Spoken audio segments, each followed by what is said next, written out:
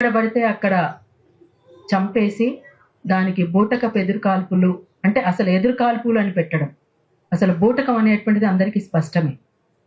Encounter అని పేరు పెట్టి చంపేసి వాళ్ళ దగ్గర ఇన్ని తుపాకులు దొరికినాయని చెప్పేసి వాటిని తీసుకొచ్చి ప్రదర్శించడం అనేటువంటిది పరిపాటి అయిపోయింది.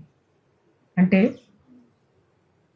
ఇది మా హక్కు, మేము ప్రశ్నిస్తామని హక్కులు కోరాల్సినటువంటి సమయంలో, అడగాల్సినటువంటి మా హక్కులు మాకున్నాయని ప్రశ్నించాల్సినటువంటి సమయంలో రక్షణ కోరే పరిస్థితులు ఇవాళ సమాజంలో నెలకొన్నాయి. రాజ్యాంగబద్ధంగా పరిపాలన కొనసాగించాల్సినటువంటి ప్రభుత్వాలు రాజ్యాంగాన్ని పక్కన పెట్టి, అసలు మన దేశమే లౌకిక ప్రజాస్వామిక దేశం అని చెప్పేసి చెప్తారు.